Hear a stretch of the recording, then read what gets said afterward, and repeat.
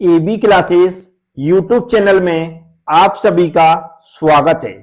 आज का सब्जेक्ट है मशीन कंपोनेंट डिजाइन और आज हम लोग इस सब्जेक्ट में समझेंगे सोडरबर्ग मेथड। और हर बार की तरह आपको समझने के लिए वीडियो पूरा देखना है और ध्यान से सुनना है, समझ में जरूर आएगा। तो चलते हैं, स्टार्ट करते हैं। तो अब आप लोग ध्यान से सुनेंगे। यहां पर क्या लिखा, Soderbergh method for combination of stresses. इससे पहले गुडमैन मेथड हम लोग समझ चुके हैं, तो उस वीडियो को भी जरूर देख लें, जिससे जो भी थोड़े थोड़े डिफरेंसेस हैं वह आपको समझ में आ सके। ये जो यहां पर ग्राफ बना हुआ है, इसके थ्रू हम लोग समझेंगे सोडरबर्ग मेथड को। तो जो कॉम्बिनेशन ऑफ स्ट्रेस है, इसके बारे में सभी लोग जानते होंगे कि जब भी किसी मशीन के पार्ट्स पर साइक्लिक लोडिंग होती है, कौन सी लोडिंग, साइक्लिक लोडिंग होती है, तो हमने साइक्लिक लोडिंग का कुछ इस तरह का ग्राफ बनाते हैं। जो लोडिंग होती है आपने देखा होगा इस तरह का। यहां पर हम क्या देखते हैं, उसकी मैक्सिमम स्ट्रेस देखते हैं। तो यहां पर हम लोग क्या देखते हैं, मिनिमम स्ट्रेस देखते हैं। कौन से, मिनिमम स्ट्रेस देखते हैं। और यहां पर हम क्या देखते हैं, मीन स्ट्रेस देखते हैं। कौन से, मीन स्ट्रेस देखते हैं। और यहां पर क्या होते हैं, वेरिएबल स्ट्रेस होते हैं। कौन से, वेरिएबल स्ट्रेस होते हैं।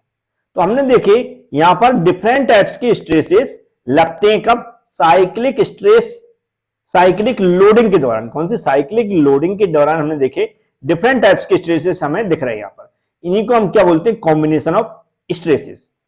तो जो सोडरबर्ग हैं, इन्होंने एक व्यक्ति हैं, इन्होंने एक एक्सपेरिमेंट किया ऐसे मटेरियल के लिए जो स्ट्रेंथ बेस्ड होते हैं, स्ट्रेंथ बेस्ड होते हैं, खासकर डक्टाइल और ब्रिटल मटेरियल।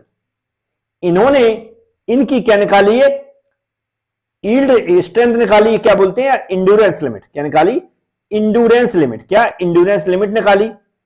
और इन्होंने क्या किया, इसकी यील्ड स्ट्रेंथ निकाली। क्या, यील्ड पॉइंट भी बोल सकते, क्या यील्ड पॉइंट निकाला है, ये यील्ड स्ट्रेंथ निकाली। मैं यहां पर लिख देता हूं, जो सिग्मा बाय का मतलब आप बार बार कंफ्यूज रहेंगे। इसका मतलब होता है यील्ड स्ट्रेंथ, ये बाई बनी है ना, यील्ड स्ट्रेंथ। तो इन्होंने इन पॉइंटों के आधार पर वह पॉइंट निकाले जिन पर ये मटेरियल फेल हो जाता है। वह पॉइंट निकाले जिन पर ये मटेरियल फेल हो जाता है। और उन पॉइंटों के थ्रू, उन पॉइंटों को इन्हें ज्वाइंट किया। कौन से, जो हमारी क्या दिख रही है यहां पर, इंड्योरेंस लिमिट दिख रही है और हमारी यील्ड स्ट्रेंथ दिख रही है। इनके जो भी कैलकुलेशन के आधार पर जो भी पॉइंट हमें मिले हैं, कैलकुलेशन किसके आधार पर की, खासकर वेरिएबल स्ट्रेस और मीन स्ट्रेस के आधार पर। वेरिएबल स्ट्रेस और मीन स्ट्रेस के आधार पर इसकी क्या निकाली, इंड्योरेंस लिमिट निकाली और यील्ड स्ट्रेंथ निकाली अलग अलग पॉइंटों पर।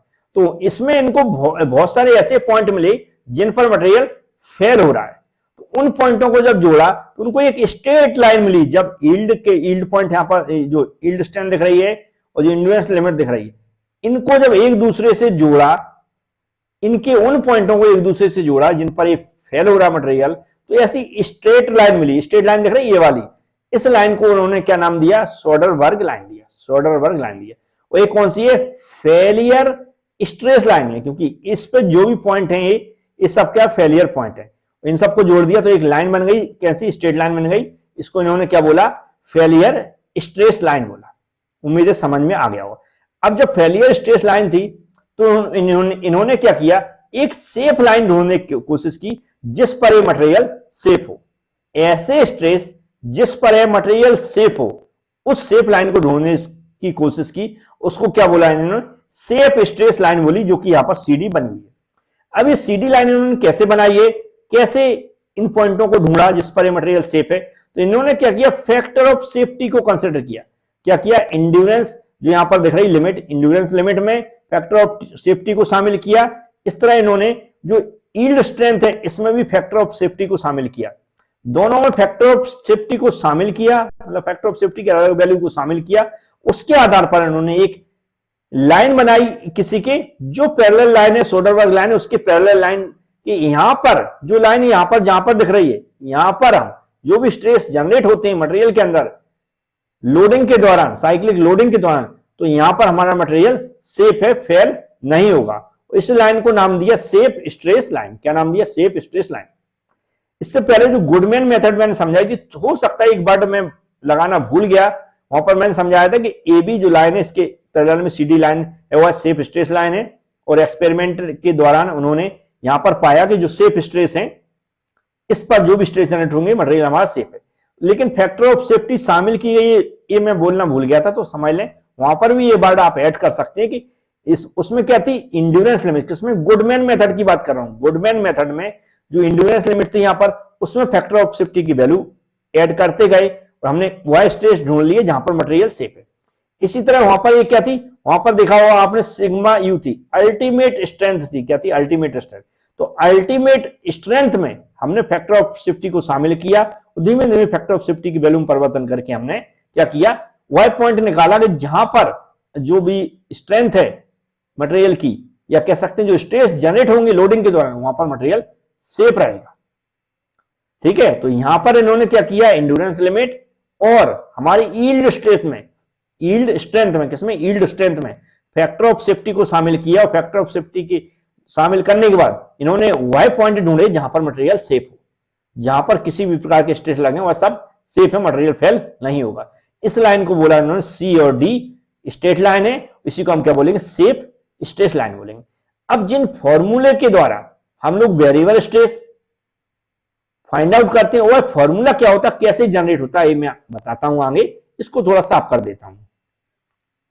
तो इन्होंने ज्योमेट्री के आधार पर इन्होंने देखा सी डी, या कह सकते सी ओ डी क्या एक त्रिभुज है, और यदि हम इन्होंने क्या एक पॉइंट लिया यहां पर डी, क्या लिया पॉइंट, कहने का मतलब आपको तो यहां डायरेक्ट दिख रहा है, इसकी कैलकुलेशन में बता रहा हूं, लेकिन उन्होंने धीमे धीमे पॉइंट को पहले यहां लिया होगा, फिर यहां लिया होगा, फिर यहां लिया होगा, ऐसे अलग जगह लिया होगा, फिर धीमे धीमे उसकी कैलकुलेशन की होगी, तब कहीं जाके एक कंप्लीट फॉर्मूला उनको मिला होगा सही, जिससे हम कैलकुलेशन कर सकते हैं।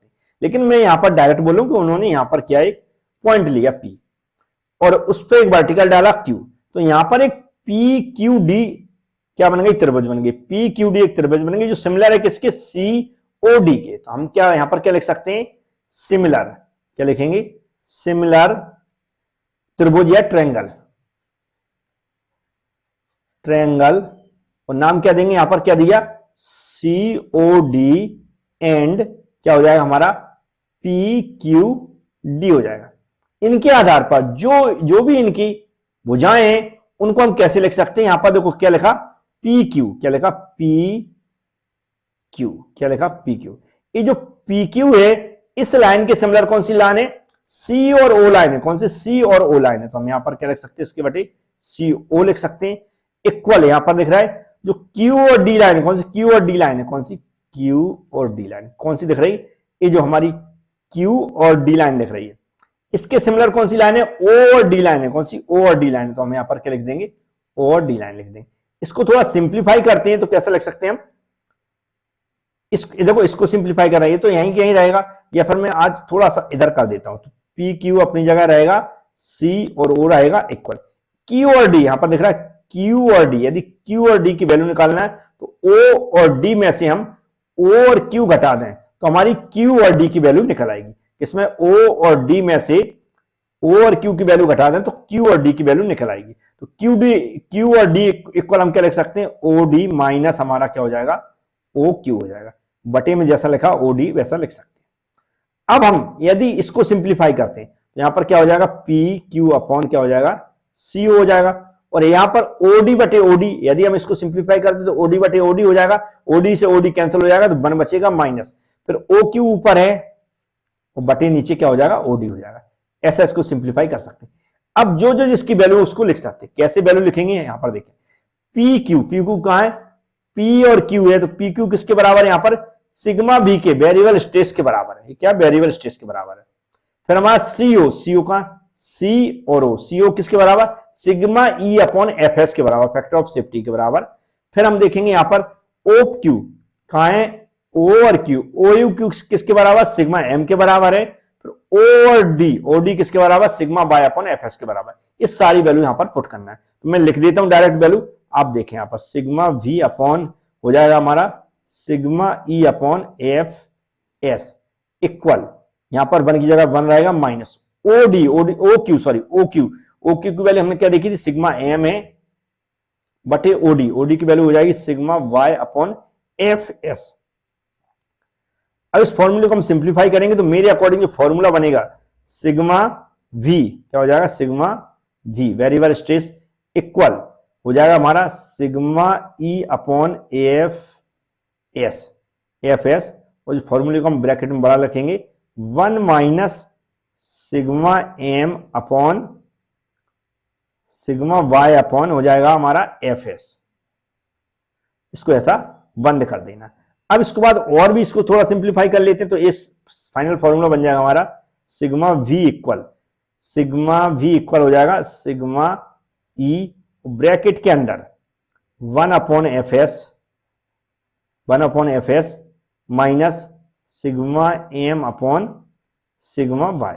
ये फॉर्मूला बन जाता है सिंप्लीफाई करके, क्या सिंप्लीफाई करके ये फॉर्मूला आ जाता है, क्योंकि ये जो हम ऊपर ले जाएंगे तो ये इसके मल्टीप्लाई इधर ऊपर पहुंचेगा तो कैंसिल हो जाता है। अब यहां पर इतना हमें समझ में आ गया। अब इसी फॉर्मूले को यदि हम फैक्टर ऑफ ये फॉर्मूला आपको दिख रहा है, इस फॉर्मूले को यदि फैक्टर ऑफ सेफ्टी के आधार पर लिखते हैं तो हम ऐसा लिख सकते हैं 1 upon F s factor of safety sigma M upon हो जाएगा हमारा सिग्मा वाई, और यहां पर हो जाएगा plus sigma we upon sigma ई। जो भी न्यूमेरिकल क्वेश्चन आएंगे उसमें कैलकुलेशन करेंगे। अभी इतना, यदि हम इसमें फैक्टर वो स्ट्रेस कॉन्सेंट्रेशन फैक्टर को शामिल करते हैं, स्ट्रेस कॉन्सेंट्रेशन फैक्टर को शामिल करते हैं तो ये फॉर्मूला बन जाएगा लगभग यहां पर 1 upon F S equal sigma M upon sigma Y plus sigma V into K F हो जाएगा के एफ। ये के एफ क्या है? स्ट्रेस कॉन्सेंट्रेशन फैक्टर बटे सिग्मा ई। इन सभी टर्म को मैं बार बार रिपीट कर चुका हूं, आपको पता होगा। F s factor of safety होता है, ये मीन स्ट्रेस होता है, ये हमारा यील्ड स्ट्रेंथ होता है, ये वेरिएबल स्ट्रेस होता है, स्ट्रेस कंसंट्रेशन फैक्टर हो गया, ये इंड्योरेंस लिमिट हो गई। ये फॉर्मूले हम लोग यूज करेंगे, लेकिन डायरेक्ट क्वेश्चन पूछा जाता है तो आपको ऐसे ही इसको समझाना है। और थ्योरी में क्या लिखना है तो मैं एबी क्लास एप्लीकेशन में पीडीएफ प्रोवाइड करा दी है, उसको एक बार पढ़ लें कि कैसे और क्या लिखना है। यदि आपके पास कोर्स नहीं है 6M का या फिर इस सब्जेक्ट का, तो एबी क्लास एप्लीकेशन में सभी टाइप के कोर्स मिल जाएंगे, उसको जरूर विजिट करें, एप्लीकेशन को डाउनलोड करें। यदि डाउनलोड नहीं कर पा रहे हैं, कोई प्रॉब्लम आ रही, समझ में नहीं आ रही, तो आप हमसे कॉन्टैक्ट भी कर सकते हैं। उम्मीद है समझ में आ गया होगा। Thank you friends.